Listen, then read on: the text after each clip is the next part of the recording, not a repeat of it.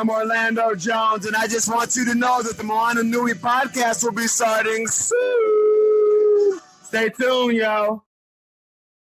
I'm Veronica Taylor, and from myself and Ash Ketchum, I just want to say, Moana Nui, I choose you!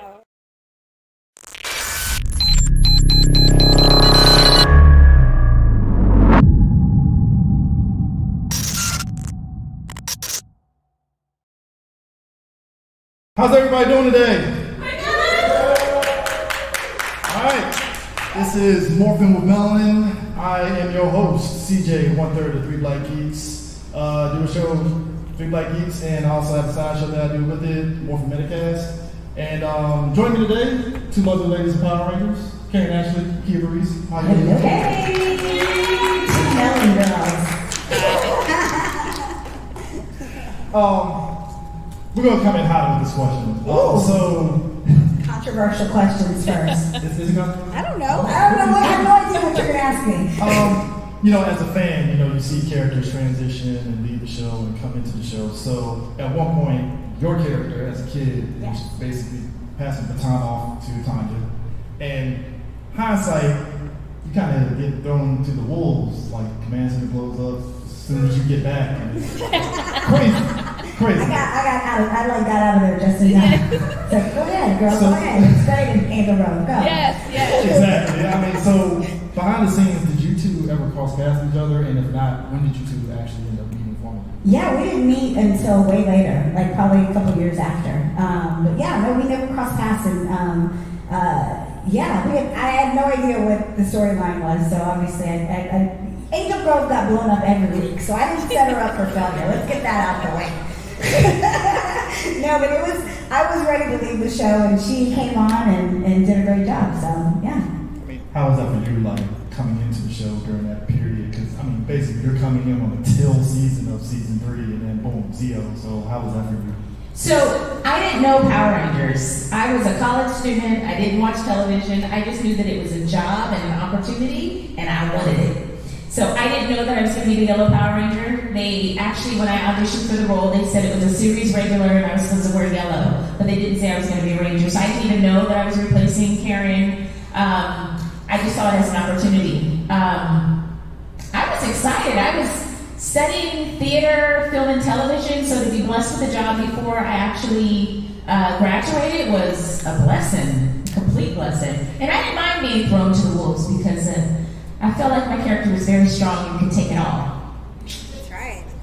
So when y'all finally actually crossed paths, how was that meeting? Was it just seamless? Yeah. I knew, I'd seen a picture of her with my friend Catherine, so I was like, I knew of her, and we were at an audition. I think it was on audition. We were at an audition, and it's like all love. Like, anytime I meet anybody who's been on Power Rangers, I feel like if you've worn the spandex, then we're in the family. Yeah. We belong to a special club. Yes. So, and so it's one of those things where I was very happy to meet her, and I was go Black women. Yeah. No love lost at all. Now we're business partners. Yeah, we own our own convention. So, praise God. Yeah. What got both of you two into acting? Did you just wake up and say, hey, I want to be an actor, or was there other things that you wanted to do before finally, dipping into the acting business? Oh. Yeah, I think so. I have pictures of myself, 3 years old, and I have a microphone. So I wanted to do it from the moment I knew you could even do that. I think I went to, I think it was kindergarten, and we went to the local news station, and we got to sing Christmas carols. And when I saw myself on TV, I was like, that's what I'm going to do.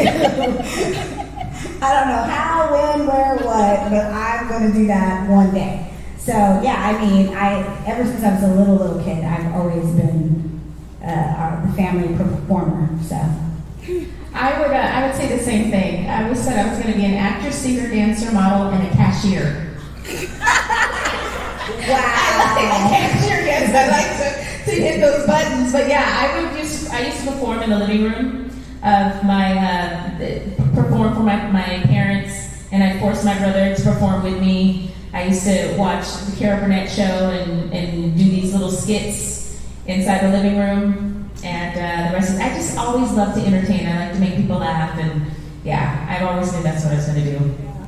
Yeah, one of the biggest things for me, like as a fan watching the show, is like every season of Power Rangers, particularly with like black characters, you never felt like they were very stereotyped or put into like a box as being this character. And knowing how the show business is, it would have been easy for them to be like, all right, we're going to take your character and how she is, and we're just going to transfer it over to Tanya, and that's who she's going to be. But they didn't. And they tried. Oh, They did. Like when I first got on the show, they were like, okay, so you're going to dance because like Walter Zatke danced, and I was like, no, I think he's already done that. Let's do something different. I think Aisha should be different. And they didn't want me to be like Trini, but they did kind of want me to be, like they were kind of wanting me to be like Zach. And I was like, no, that's cool. I think I can do my own thing. I think we need to be separate, you know? And so luckily, I don't know where I got the nerve to say that, but luckily they listened. yeah, because I mean, for your character Tanya, she came in, like I said, going to the Wolves, but it felt like she also, over the time period of Zeal especially, she had like a character arc. So both of you two involved in like the character process and then writing and the creative process?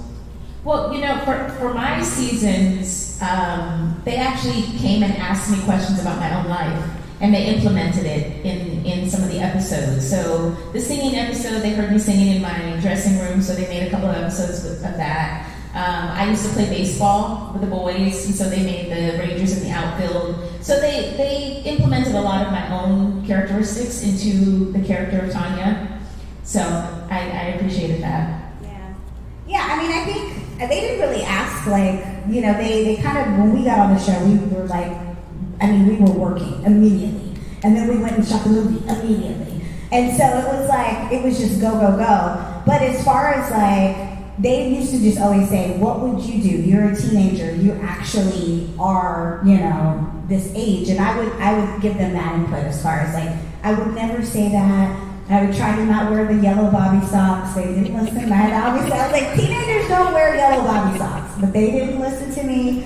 But I mean, they kind of gave me the script and we brought it to life as far as like, I wanted to be as authentic. And I just graduated high school, so I felt like, I'll just kind of be myself, kind of, you know? So, yeah, a really happy version of myself. So both of y'all had actually, ironically enough, both of y'all had your respective Power Ranger movies and such. So what was kind of the atmosphere like, you know, going through with the filming process and also the promotion of the film? Well, mine was much different than her experience. She got like an A+ budget. We had like the project budget. As I found out, yeah, we were in a panel together, and they did it. You know, talk about yours, and then I'll let you know about mine. Wow, sorry.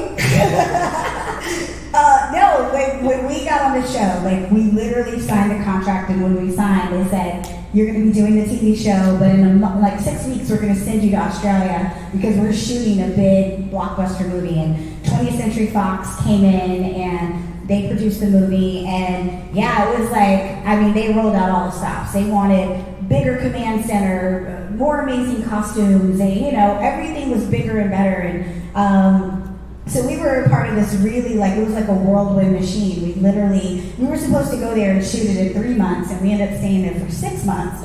And we shot it in Sydney, Australia. But yeah, they brought on like Paul Freeman, who was like famous for Raiders of the Lost Ark to be out of the news. And yeah, and they brought on, I mean, it was like, they just spared no expense.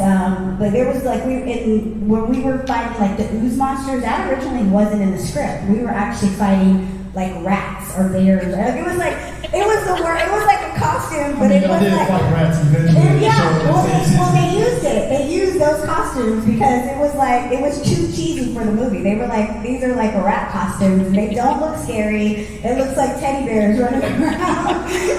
Seriously. And so they like started brainstorming on the spot because they had to change it. And someone said, well, why wouldn't he have an army of ooze guys that look like him? And that was like brilliant. And so then they were like, and why when they kick them, they should splat up against the wall. So it was just, it kind of was interesting to see how things could just change, you know, and we would do certain things. Like I think people have seen pictures where we have like no mouthpiece. And that was kind of just like a screen test, and they wanted it to be where you saw more of us, like you saw us in the costume as opposed to just seeing a costume. But it was 1994, and obviously special effects weren't that great, so it didn't look that good on the screen test, so then they changed it up. So it was really cool. And then we went on a big, huge promotional tour, and we got to do the hand and footprint. So it was, the movie actually is probably my fondest memory, because that was like big Hollywood budget and big this, and then we went back to the TV show, which was notoriously cheap, low budget blues.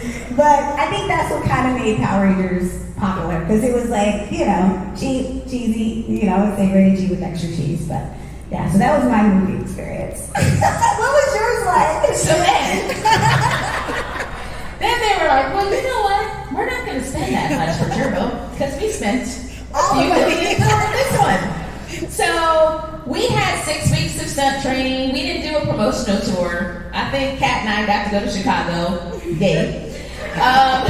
We didn't have trailers. We would be changing in the same room together. Actually, Kat and JDF, when they filmed, they took them. I was the only one that didn't go out of town, by the way. Everybody went to Hawaii for one scene. Johnny got to go to Hawaii. Kat and Jason got to go to Tennessee. They were changing in the car, and this is a feature. And actually, they didn't have no security.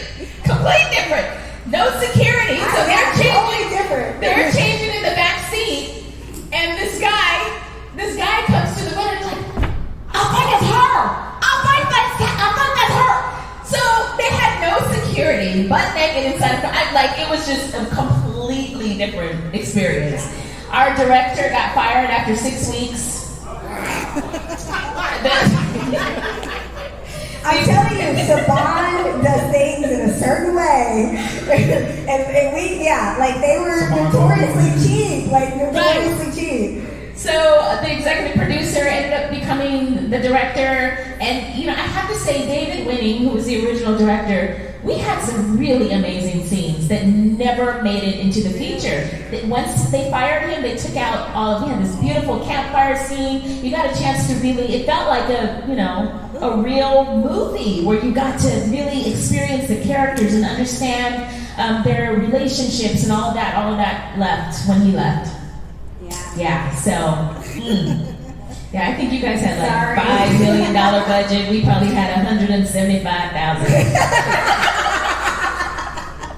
But I wouldn't take it back because, it was my first feature, and I was so excited to be, see my fat face on the screen. It was great. I wouldn't take it back. It was an experience. So what's the experience filming Power Rangers in California, just in all the different locations and stuff? I've been to a couple of them. And I remember this from this show. So what was that experience like for you two, just being out there? Well, what a lot of people don't know is we didn't really go on location a lot. Like, we shot in the soundstage, and the soundstage was in Valencia, California, and it was like, one section of it was the classroom, so you could see all the classroom stuff. The other section was the hallway, and then there was a juice bar and the command center. And then we'd go to the park and shoot. Every now and then, we'd go somewhere like Bronson Caves, or we'd go somewhere where they needed like a different scene, but most of it was just shot on the soundstage. But like you've seen, like the exterior of the command center, it's like I think it's a monastery, So like an actual Jewish, church. Yeah, it's like a church, a Jewish church or something like that. So it's like I've never been there. Like, I've never been on the outside of it. I've only seen it in pictures, but there's a lot of really cool places that they would shoot the exteriors and then they would come into the soundstage. So. What about you? Same.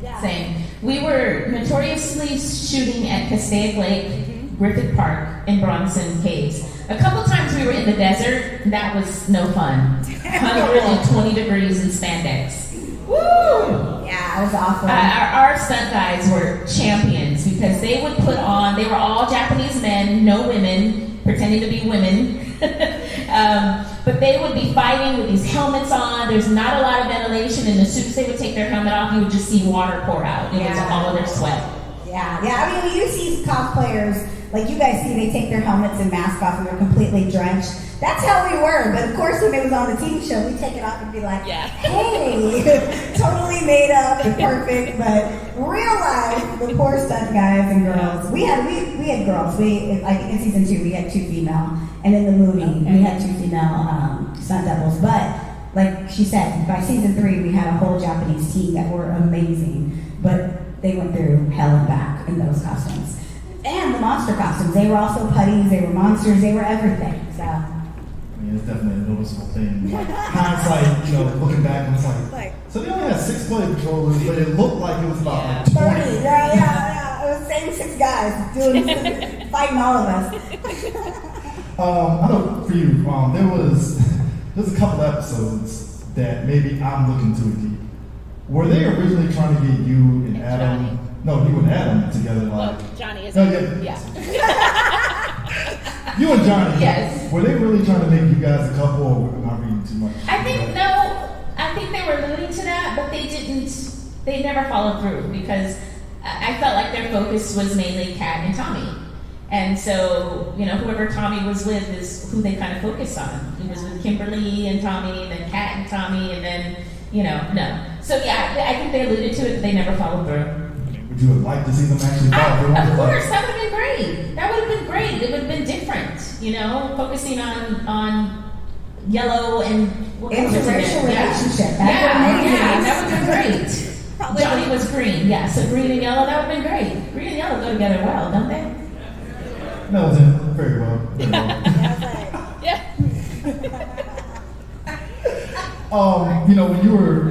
What made you decide you wanted to actually leave Power Rangers? Obviously the show was amazing. We had fun. We did a lot of cool stuff, but we worked for terrible people. There were, a lot of people have heard the rumors of just the hostile work environment, or just, I don't know, it was just one of those things. I had a lot of situations that, they just didn't want to pay you for certain days that you worked, or they wanted you to work all this time. It was just crazy. And so at that point I had done the movie, I'd done 2 seasons, and I said, you know what? I think that's enough. So for me personally, I just told my agent, can I get off the show? And luckily they were fine with it, and, I went on to do other things. But yeah, for me, it was just, for me personally, I just couldn't work like that anymore. Did you also have that kind of same situation, or was it like different for you? No, mine was different again. Ours was the ghetto version again. So what had happened, Johnny came to work one day and had seen a newspaper article with an open call for Power Rangers while we were still on the show. Wow. Let's see, hostile work environment. They were terrible. That's terrible. Yeah. Terrible thing to experience. Yeah. And so we were like, is that for us? What? So what was going on was, as Karan mentioned, there were Power Rangers that were, Steve left because he would ask for a raise and ask for a raise for all of us. And so he was out. Then David Yost walked off the set, and Jason Frank said he was ready to go. And I think they had gotten to a point where they were tired of replacing, this is what I'm told, they were tired of replacing one individual person, so they start replacing the whole team. So if you notice, after us, which I think they should have just kept us through Turbo, the new group came in and then they left after Space, but it was always a team that they kept replacing. So yeah, we found out from a newspaper article, and I actually had confronted one of the producers and completely lied to me in my face, and I was just looking at her. We're friends now because we talked about the situation. She's like, I was in a situation for my job and I couldn't tell you guys the truth. And yeah, it was a lot of stuff happening behind the scenes. And we ended up, eventually getting replaced, and then the new Turbo team came in, and yeah, so no, we didn't ask to leave. But Jason Frank was ready to leave, and they decided they were going to replace the entire team without telling us first. Yeah, they're so nice, aren't they? Let's make another move here. So welcome to Hollywood, guys. Welcome to Hollywood. So being on the convention scene, is it kind of like I guess your first time coming to conventions? first time, was it kind of like jarring to see like there were so many people coming out to see you guys like at conventions, or did y'all already expect that? No, I mean, I didn't even know what a convention was. I started actually doing conventions like 15 years ago. And so I had no idea what Comic-Con was. I mean, I'd seen like, you know, like you'd see like Star Wars or something. And so I had no idea what it was. And I just remember that Steve Cardenas and Jason Friend called me and they were like, you need to come to a con. Because I guess the promoter wanted, you know, 2 guys, but he wanted a girl ranger as well. And so they found me, but I had no idea. And I was like, do they even know who we are? Like, I just was like, I couldn't imagine that people were still into Power Rangers. And was I wrong? I mean, we get there and it was like a 6-hour wait. You know, people were just waiting in line and it was crazy. And that was my first glimpse into this world. And I had no idea that we would, 30 years later, still be talking about Power Rangers. And like, it's so relevant. Our fandom's amazing because it's so relevant to all of our fans and they love it. They've never given up on the show. Like, they literally, you know, that childhood experience sticks with them. So, I mean, we're super blessed. It's crazy. It's crazy to think about it. Same. Everybody remember what MySpace is? So I remember someone messaged me on MySpace and asked me about attending a con. And they were like, Nakia, when are you going to come to a con? People are dressing like you. And I was like, dressing like? What, they looking through my window? What is a con? Like, I didn't know. I had no idea. And I was like, what is that? And I was like, what do you mean dressing like me? And so I'm, you know, on MySpace. And so my first con, I remember going to it, I think it was a Friday I went, and there were people in my line, and I remember calling Kat, and I was like, Kat, they know who we are. I'm just so confused. Like, because, you know, when we were on Power Rangers, there was no social media. In order to contact us, we were getting letters in the mail. That's the only way. So I had no idea the impact that Power Rangers had on people, and I've learned that attending comic conventions. And even though we've both been blessed to work beyond Power Rangers, we've done a slew of things as Power Rangers, it always comes back to Power Rangers. Always. And I'm very grateful. I mean, even you doing Danger Force, like, I gotta talk about it. Because it's one of those things where you channel surf and you just trip and fall. It's like, is that Pure Burrise? Like, alright, like, I've seen you in commercials too, like, just randomly, and I'm like, okay, she's still working, like, she's still out here. So, how did you get on Danger Force? Like, how did that whole... Well, I auditioned right before COVID. So, Danger Force is a spin-off of Henry Danger on Nickelodeon. And so I played the mother to 2 superhero twins. I've come full circle, guys. It has been an absolute blast. The 2 kids that play my children, Dana, who's my daughter, her mother used to watch Power Rangers. And I had no idea when I was at the table read, they came up and gave me a hug, and I found out when we were filming, her mom came up, we're really good friends now, and she was like, oh my gosh, she was crying, and I started crying, and I was like, she was like, oh my gosh, I used to watch you, and now you're playing my daughter's mom, and we're all together. It was so cute. And that's, again, the impact of Power Rangers. Like, I had no idea. So, yeah, I've been on there 3 seasons. I'm a recurring character, and we're waiting to see if it's going to come back for a 4th season. Yeah, I mean, the full circle nature of that show is like, because it's always, you always wait for a show to be kind of like Power Rangers, and like, you know, Henry Danger, and then Danger Force being that kind of equivalent. It's actually pretty amazing to actually see. So, for you, projects and stuff, I think last time I talked to you, you said you were doing a lot of writing. How is that writing process for you in terms of just whatever project you try to get into? Yeah, I mean, it's great. I love doing it because it's a way of being creative. It's just a different way of being creative. And I always encourage people, if you're creative, I mean, you can, like most people who are creative, they do more than one thing. So they act, they might dance, they might paint, they might. So for me, I write, you know, and for me, creating characters and just imagining these people coming to life is just exciting. You know, so yeah, no, I've been writing and doing, and we're pitching a television series, and so it's never ending, you know, and we'll just see what happens. Yeah, how did you guys build up this kind of Ranger camaraderie? Because, you know, whether it's a Rain Stop or Power Morphin, it feels like whenever you see everybody from different seasons, and it feels like a big happy family in a way. So how's that, especially at Karan Morphin? How's that experience for you two guys at those conventions? It's great. Whenever we have a new season come in, we just welcome more children into the family. And you know, sometimes cousins can be rowdy, like you got those great cousins that you just love, and other ones you want to spank. That's our family. That's the Power Ranger family, right?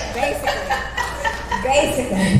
Yeah. No, it's fantastic. And like you said, Power Morphicon kind of got it started where it would just be, that was just a Comic-Con that was centered just around Power Rangers.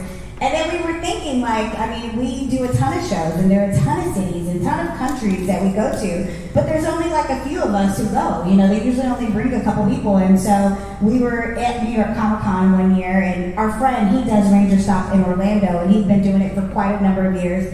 And I was like, we should do another city. Like, we should do another, like, there's room for that. And we kind of went back and forth, and we ended up picking Atlanta. And we started doing Ranger Stop and Pop, which we co-own. And it was just one of those things where, again, I was like, you know, we're doing all of these cons, but we have, like, no skin in the game. So as businesswomen and men, we should own this. We should do it. And it's been great. Like, we've been able to, we're going on our 5th year. And yeah, we just had our 4th year, and it was like the attendance was crazy, and we had, you know, and we bring a variety of people from Power Rangers, to anime voice actors, to pop culture actors, and we just have a really fun weekend. And our thing is we want it to feel like you've come to a family reunion. We want it to feel intimate. We want it to feel great. And it's like BlerDCon, where, you know, we're at a hotel, and you just come downstairs, and so literally people plan their whole weekend. They come to Atlanta, they spend it with us, and we just have a good time, and we're able to bring, you know, our cast members, and they're able to, you know, do a show in Atlanta, because most of them have never even done a show in Atlanta, so it's just amazing. So yeah, but we're planning our 2024 show as we speak. We're signing contracts very soon, so. Yay! So look forward to June 21st through the 23rd in Atlanta. Yes. Yeah, when we talk about Black location also. Stay tuned. Really? We every year we try to upgrade, and so we upgraded next year. Stay tuned to the socials. We'll be posting soon. When we talk about Black representation in media, I always like that Power Rangers is pretty much at the forefront, because it felt very just natural. They just did. And I think that's part of what Saban's mandate was, have that big, hey, this is people from all walks of life coming together to, you know, save the world. So how has that been for you two guys to actually be at the forefront of Black representation, and especially for Black women, when they see you two, and it's like, oh, I watched them when I was growing up, and they were out here kicking ass and taking names. Like, all right, cool. So, I mean, how's that? I mean, because you mentioned the whole thing when you were on Danger Force and Mom seeing you, so, like, how's that been for you two? Go ahead. Go. You go. No, you go. You go. Go on. You know what? It's crazy, because back then, like, she kind of brought this up. When we booked the job, it was like, oh, I find, like, you're a starving artist, you're not, you know, we were like pounding the pavement. So to book a TV show and then to get a movie, it was like, oh my God, I'm fulfilling my dream as an actor. So I didn't even think about it in that respect. Like, I just was like so excited to be able to do what I loved and what I was dreaming of doing. It wasn't until later that people were like, you're the first, you know, Black female superhero, or you look like me, and that was important. And I was like, damn, that is important. Like, but it never occurred to me that, like, I just thought, oh, there have been other Black actresses, like, you know, but I never thought about the impact that it was for young Black, you know, girls and boys to see us as heroes and to see us on that show. So that's kind of one of the blessings of the Comic-Con world, is when I started doing cons, I really got to see you guys, and you guys have grown up. But, you know, you're no longer kids. So, you know, every day, every weekend, we come to a show and people tell us how important that was and how it changed their life. And it just blows me away, because that's just the blessing that's kind of the gift that I get, you know, from you guys. So, I mean, it's crazy. I'm glad. I'm happy to be a part of that and to share that legacy. And I'm glad that Saban was forward-thinking enough to know that every kid needed someone that looked like them to be a superhero. Like, how important is that? Ditto. No, I really, it's ditto, and it's true. We didn't have social media back then, so we didn't really know what the impact was. It wasn't until we start doing comic conventions that we hear the stories. We hear your stories. I remember, and this wasn't Power Rangers. This was because I play a black Barbie doll named Nikki, and I was at a convention, and this little girl, 12 years old. She wasn't, her family loved Power Rangers, but she was not a Power Ranger fan. But when she found out that I had played Nikki and that the black Barbie doll was voiced by a black character, she started crying. And so I started crying. So we're just sitting there crying together. But that meant so much. That meant so much. And I didn't even realize how much it meant. So it means everything. To answer that, it means everything. To see, we hear stories all the time of people saying, when I saw you on screen, it made me feel like I could do anything. You did it, I could do it, and that's what we're there for. Crazy, right? Yeah, it's crazy. Yeah, I mean, that's a big thing. Like selling, when you came to TJ, like after you guys to see a first black Red Ranger, it's like leader. That was a big deal. Like as a kid, I didn't think about that until like you grow up and you're like, oh. Yeah, the first black leader. Right. Wow. And I mean, thank God they were, and you know what, I honestly think because they weren't from America, they were from, Israel, and they were kind of, European or Middle Eastern, and they didn't have the social injustice constraints that are put on, in America, and they were forward enough to think like, no, we needed to be a diverse cast, and they were adamant about that. And they always wanted it to be two females, and they always wanted it to be, where each person throughout the season would save the day. Like, and you gotta think about it. Like, even these are things we didn't talk about, but it was like the smart guy saved the day, the jock, the girl next door, the sassy. It was like everybody was represented. So it's just very cool. And I mean, like she said, it's hard to everyday producers would be like, we're number one in the world, and we're like, yay, what does that mean? Because there was no social media, so it wasn't like you even knew what that meant. But it wasn't until we traveled the world and went to cons, and you need people who can't speak English, but they can sing the Power Ranger theme song word for word. And you go, wow, we were number one in the world. Like, it's crazy. What was the funniest moment? I mean, that's like Yeah. broad question. So we'll break into one seasons here. So I guess for you, what was the funniest moment on Zio, and what was kind of the funniest moment for you on your season? There's too many to count. It's like a top one that you just know. I don't know. I mean, it's the thing. We were teenagers. Our cast was actually me, Johnny. We were 18 years old, and then I think everyone else was 20, 21. But I mean, we were young adults. So every day was funny because we were young adults. We were serious enough to get the job done, but we were silly enough to have fun. So every season, and then we had Jason Frank on both of our seasons, and he's notoriously known as the class clown, and he was the prankster, and so he would always do something that I was like, one day he's gonna get fired, or he's gonna kill someone. One of the two things are gonna happen because this guy is nuts.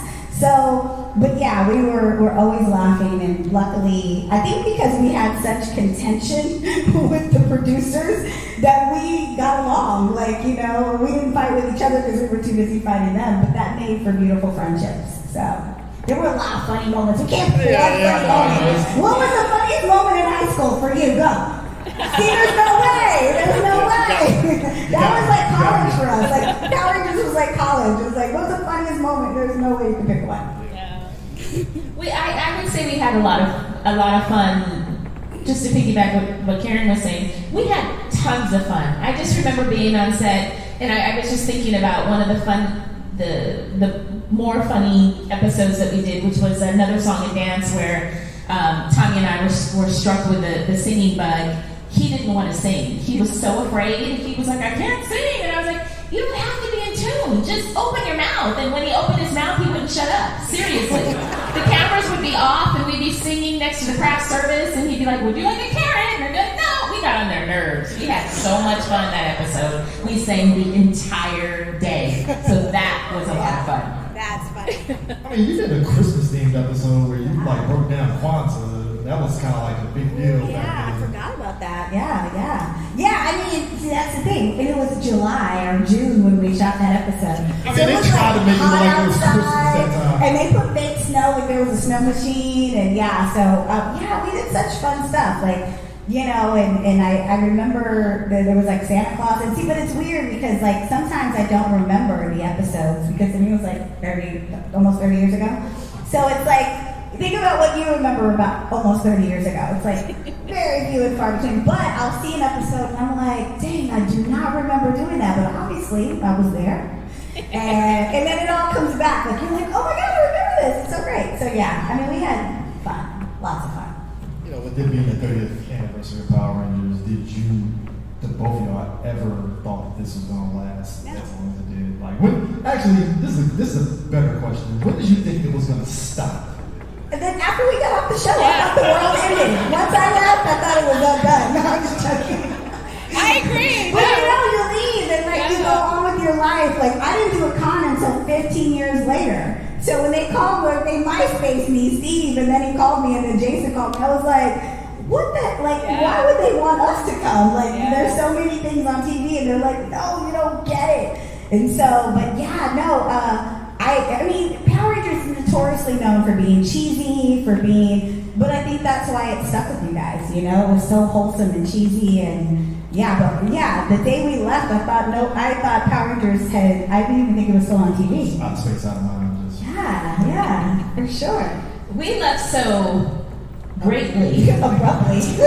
I'm going to send you a condolence card. I'm going to say I'm sorry. I had nothing to do with that, but I'm going to apologize. It's all good. Can I apologize? Yeah. Y'all, Sure. Tell her you're sorry. There you go. It is all good. Because the first job I got after Power Rangers, I remember looking at my paycheck and I was like, oh my gosh, I made more in one episode than I did in 3 episodes of Power Rangers. Hold up. I did a commercial. It was a commercial for TGI Fridays. I made more in that 2-day shoot than I made for a whole month of Power Rangers. Yes. Notoriously cheap.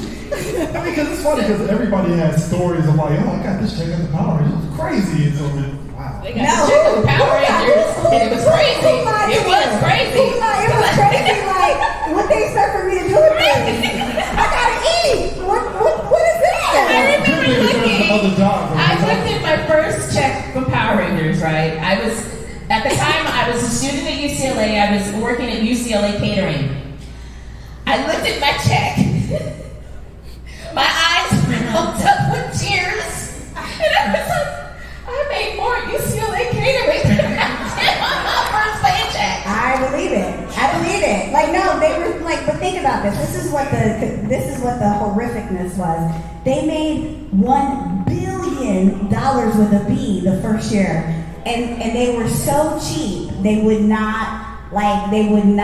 refuse to pay us what we rightfully earned as actors. And even to this day, they don't really give the actors credit for bringing these characters to life. And I'm like, look, I get it. You created the show. You guys are awesome. But we brought that shit to life. Like, you know what I'm saying? Aisha would not be Tanya would not be Tanya if you didn't have people, you know, and all the actors. It wouldn't have been Power Rangers without us. So it's like, it's so crazy. But we fought to get more money. We fought to get paid. And then, you know, such is life. Which is why I appreciate comic conventions, because you guys have kept Power Rangers going. And I will say thank you to Power Rangers for not stopping us from doing that, because legally they could be like, well, you can't do Power Rangers. You can't represent Power Rangers at a comic convention. So I appreciate that. And, you know, I learned a lot being on the show.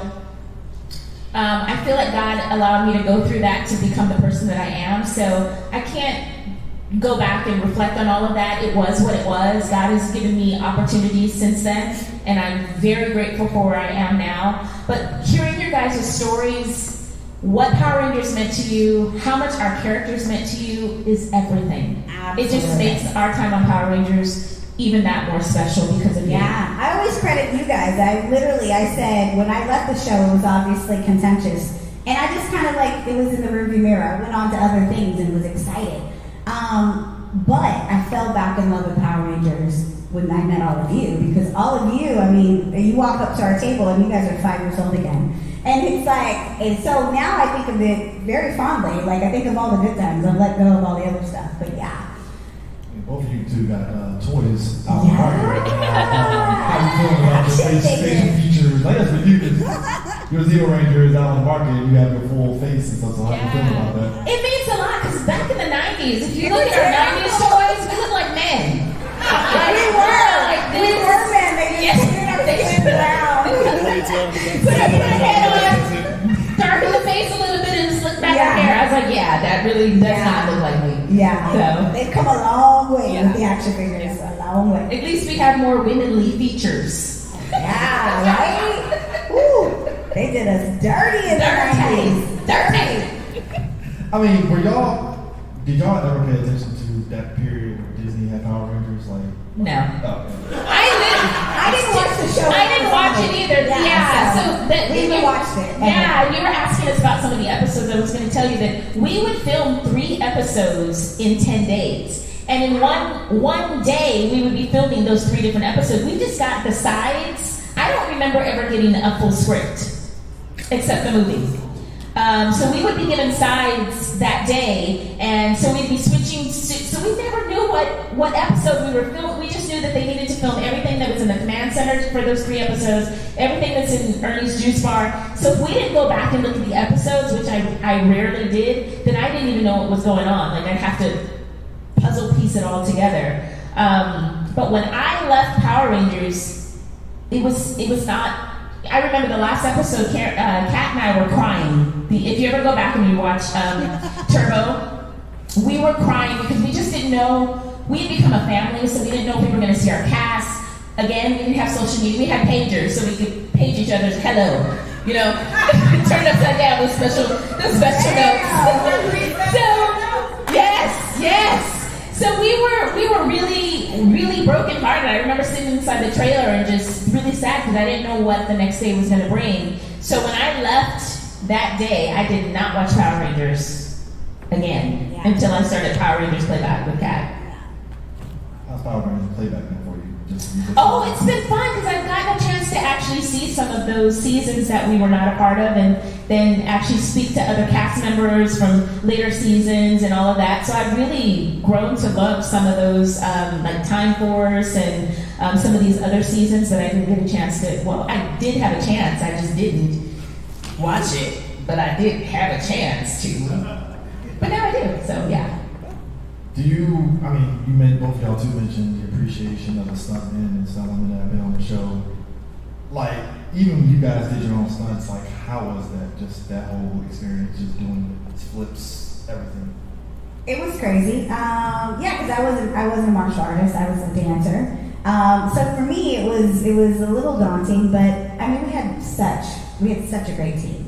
They made sure we were safe. We normally didn't have a lot of time to learn those fights. Like, we would have 20 minutes, go over there, learn it. And so you would learn segments.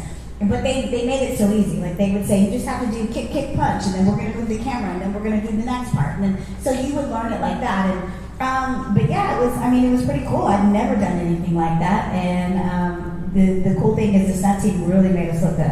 You didn't even touch them and they'd fly. You know, we'd go like this, and they would just, So yeah, it was pretty cool. That was some of the best times for me was the fighting. That was so much fun. I loved when we got to fight. If you ever watch Zeo, we never fought. We never fought at all. Those were all our stunt guys. You never saw us in civilian clothes. I think something had happened after Mighty Morphin, like the kids were chop sueying each other too much. And so they took it away in Zeo, and then they brought it back for Turbo. So that was some of the best times. And that's crazy because that was like the most popular part. Like, kids love to see us in that civilian fight. And then the icing on the cake is when we turned into Rangers, and it just went, to another level. So, yeah, who knows? I don't even know what happened, why they did that. Yeah, they just, I think it was really like time constraints. Like, they were just trying to, because we would be working right here, and the stunt team would be working right there, and everybody would be racing to the finish line. So, I don't know. That's crazy. I'm glad they brought it back, though. I heard they fight now, the current cast fight. Do you guys remember the public service announcements we used to do? Yeah. It was because you guys were beating up each other at home. Right! We got letters from the network going, you guys, it's too violent, it's too violent. We were like, we're not even touching each other. But we had to go, little kids, don't fight each other. Yes. We only fight aliens. We don't fight each other. Because y'all are kicking each other in the head. Kids was going to the hospital. It was not our fault. I was like, little Susie would have kicked her brother in the head anyway. That's just what we do. Eventually, you got to kick your brother in the head because he's messing with you. But it was all our fault. Sorry, guys. That's funny. Both of you two were on Hanging with Mr. Cooper. Yeah. No, I wasn't. I wasn't. I thought you were on it. No. Think I of something did else. one-on-one and One-on-one, I and was on smart that. guy. Yeah. Oh, yeah, that's why I was thinking smart guy. My bad. Yeah. Apologies. No, but just both of those teams. Black sitcom circuit. It's like a chicken Moesha. circuit. Yeah, Yes. Black sitcom circuit. No, Keeping it cat. They had us all on the CW then too. No, it was WB. It was the WB. Yes. I appreciate WB and UPN. They paid us some money. I mean, how was it being on both? I mean, both of those shows, respectively, black shows, obviously. But like, how was the experience, even for the episode you were on and for the wasn't it like a 2-episode arc here? Hang on, Mr. Cooper, I think it was one, but I was on Steve Harvey. I had like a recurring role on that. Okay. So I was So, like, I mean, no, it how was was it? great. I mean, these are like comedic greats. Like, I felt like I was in class because I mean, these people were so funny, just naturally funny. And a lot of times they would do a take, and then the next time they did a take, it would be different, but it would still be the same, but it would be totally different way of doing it. So I loved it. I loved working the what is it? What did I just call it? Comedy chitlin circuit. The comedy black comedy sitcom chitlin circuit. I loved it. It was amazing. No, but it was like all these people were my heroes too. Like I really looked up to Holly Robinson Pete. Like I'd watched her since I was a kid, and she was on 21 Jump Street. And I mean, it was just like so cool to be around, to be in that realm, and it's amazing. I had a lot of fun. Moesha, I was only supposed to do one episode, but they liked my characters and they kept bringing me back. And I got to meet some really great. DMX was in one of the episodes. DMX and Aaliyah, when we were filming, we were downtown filming. What was the episode? I don't remember what the episode was called, but he was in concert. So getting a chance to meet them and hanging out with Brandy and everybody. After being there several times, I got to get to know them as people, which was really, really great. Great time. There's not really anything like that anymore, is there? Because WB is gone, UPN is gone. I mean, it's like Tyler Perry. It's like the history of television, though. Black shows will come on, will build up the network, and then they get rid of us, and it's like it's just the horrible history. Because I mean, you think about all the networks. Like you had, Fox. They had all the Martins and the Living Singles, and then now you don't have any shows that are full black cast. But it was really kind of like a golden era of TV at that point. So I'm glad to have been a part of it. They both had. Don't get me political. You start straight. I don't get like power, fight the power all day. I'm sorry, y'all. I'm sorry. This is a Power Ranger animal. Power Ranger. Look, we can get political. It's a vicious cycle of TV. They use us and spit us out. Never mind. Sorry, guys. Have either one of y'all had a moment of actually having like another celebrity, like just mark out seeing both of you two? Yeah. Like, You'll be surprised. There's a lot of people, but you'll be surprised like how many Power Ranger fans there were. Like I remember once met LL Cool J at a restaurant, and he lost it. It was like, oh my God, I gotta take a picture with you because my kids, and I'm like, I gotta take a picture with you because you're LL.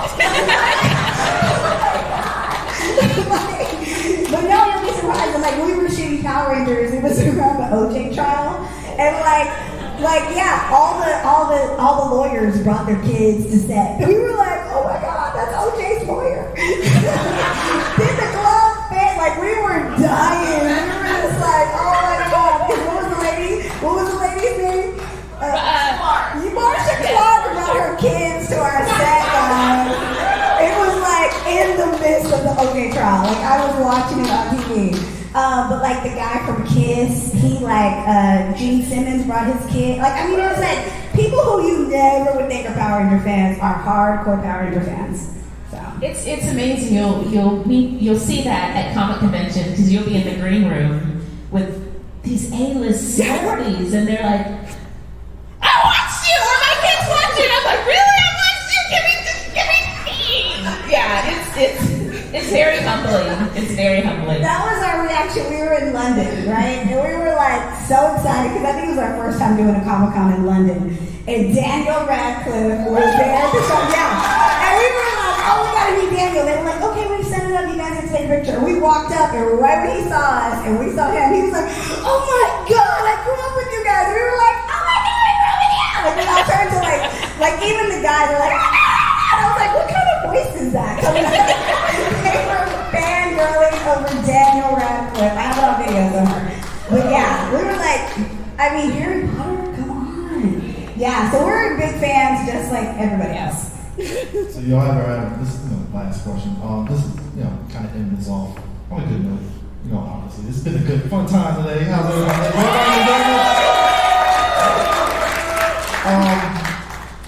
Is it surreal seeing like different generations, like the adults that now they got kids and their kid might have a kid on the way? Like, is that jarring? Because even for me, seeing that, it's like, I was like 9.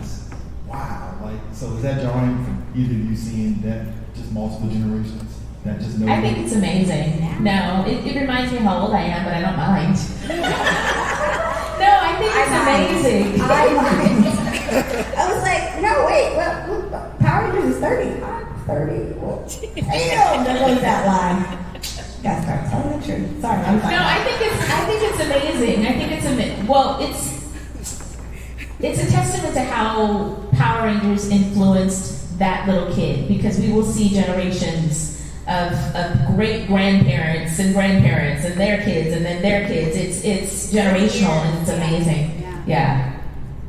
I mean, 30 years. Like, it's like, you don't think about it that way, but she's right. When the parents come and they bring the kid, we're like, oh my God, woo, woo, woo. And he's like, the autograph's for me. And you're like, oh, my dad. And the dad's like pushing the kid out of the photo op, and he's like, no, this is my moment. F them kids. This is my moment. We're like, yes, it's your moment. So, yeah. But that's where it's crazy, because y'all are older now, and y'all, so yeah, no, it's great. 30 years. Yay, Power Rangers! Well, I appreciate you ladies actually taking the time to let me be able to pick your brain, get some questions on out of here. So, yeah, y'all have any final thoughts, anything to tell the fans? Thank you guys. This is my first time at BlerDCon. I was so excited to come. I'm in awe. And it hasn't really begun. This is like the calm before the storm. I'm excited to see. I told her, I said, she ain't ready. But thank you guys for coming to our panel. We're going to be set up out there all weekend, so come on by, say hello, give us some love. Yeah. Thank you. And if you are ever in the Atlanta area, June 21st through the 23rd, we will be in Atlanta, Ranger Stop and Pop. Follow us. We both have podcasts. Her podcast is Power Rangers Playback. My podcast is the BOP, the Blurred official podcast, which is co-hosted by Christy Renee and Hilton George, who owns BlerDCon. So, guys, we got flyers. You can come get one. But thank you. Come out, guys. See you later. Thank you. Be black.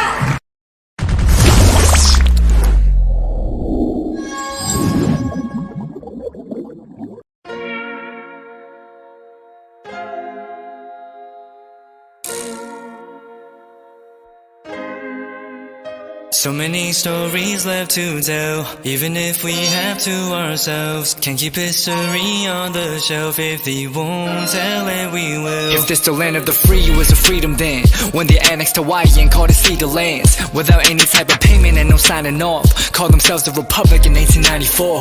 1.2 million acres overtaken from the native Hawaiians. When they resisted, the West retaliated in violence and erasure. The Hawaiian language is banned as part of colonialism's plan to expand, yeah. Stuck between a rock and a hard place. Multiple bombings of Kaho'olawe. As a part of their ongoing war with Asia, used it as a place for target practice. No consent or compensation. Colonizers call for annexation. No work out for all the locals. School will never let you know. So many stories left to tell. Even if we have to ourselves. Can keep history on the shelf. If we won't tell it, we will. Too many stories left to tell. Even if we have to ourselves. Can keep history on the shelf. If we won't tell it, we will. We will. So if we put Hawaii into perspective, well, Black and Asian history is interconnected. Considering the fight with the Pacific, then of course versus Asia, they was treated as a middleman for war, but didn't let the Western colorism run its course. Cause dark skin was a sign of dignity to core. The land was taken in the name of capitalism, when prior to it was an actual kingdom. Clap back at the system. Stuck between a rock and a hard place. Multiple bombings of Kaho'olawe. As a part of their ongoing war with Asia, used it as a place for target practice. No consent or compensation. Colonizers call for annexation.